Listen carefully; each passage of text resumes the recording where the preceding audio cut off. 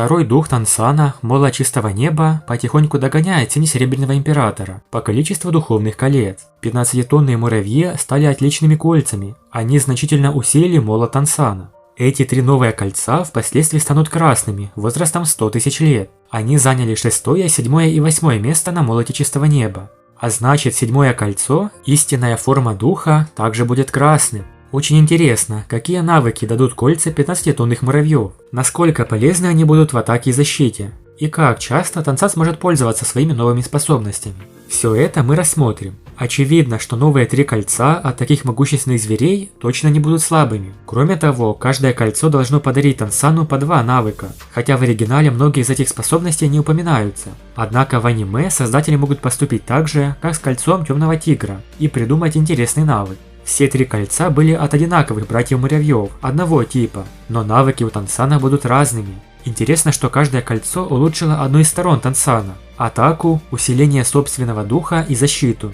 6 кольцо имеет очень интересный навык – удар Императора Земляных Муравьев. Это прямой удар по прямой линии, немного похожий на топор злобной касатки. Одним легким взмахом молота чистого неба он способен легко расколоть землю, почву и камни. Его принцип аналогичен принципу 15-тонных муравьев, размахивающих передними когтями при прорыве почвы. Сила атаки находится в прямой линии, и из-за способности этих муравьев проникать сквозь землю, он имеет характеристики разлома земли. Это сильный атакующий навык, полезный в битве на земле. Он также помогает легко скрыться от врагов с помощью земли. Тансан ни разу не использовал этот навык против врагов для атаки, но благодаря ему он смог ускользнуть от Сенринсюя. Когда она преследовала Тансана, он использовал удар земляных муравьев, чтобы убежать под землей. Вторую способность 6 кольца Тансан никогда не использовал, поэтому неизвестно, что она из себя представляет, но в аниме могут создать оригинальные умения Тансана.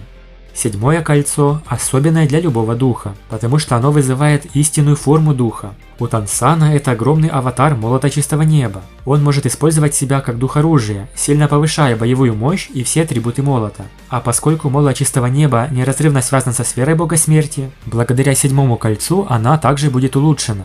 Кроме того, молот полностью признал Тансана, это в разы увеличило его силу. Поскольку это навык воплощения духа, сила молота чистого неба достигает своего пика. 7 кольцо также наделило Тансана 2 навыками, первым из которых был аватар духа, а вторым Тансан не пользовался, но теоретически он должен быть связан со скоростью, потому что 15-тонные императоры муравьев обладали 3 характеристиками, то есть скоростью, силой и защитой. Сила – это 6 кольцо, защита – 8, поэтому логично, что 7 должно было повлиять на скорость, но это лишь предположение. 8 кольцо подарило чисто защитный духовный навык – 15-тонный барьер, или барьер 1000 дзынь. Это 100-тысячелетнее кольцо дало только один навык, но это также означает, что этот единственный навык более мощный, чем одна из 2 способностей красных колец.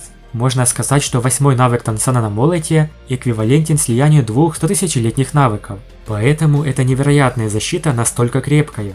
При активации навыка излучается интенсивный красный свет, который полностью окутывает Тансану. Этот красный свет почти осязаем и плотно прилипает к его коже, покрывая все его тело почти как панцирь. По-видимому, это меньше похоже на защиту энергетического типа и больше на физическую броню.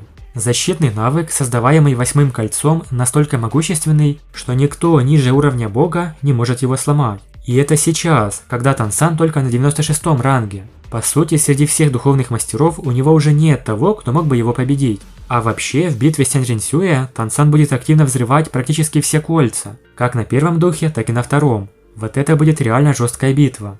Итак, мы рассмотрели все известные навыки 3 новых колец Тансана на молоте. Теперь стоит дождаться, когда он продемонстрирует их силу в аниме. А после этого ему предстоит найти последнее, 9 кольцо на молоте, которое будет самым могущественным и самым сильным из всех, что у него есть. Большое спасибо за просмотр. Напишите в комментариях, какой из новых навыков Тансана, по-вашему, круче всего.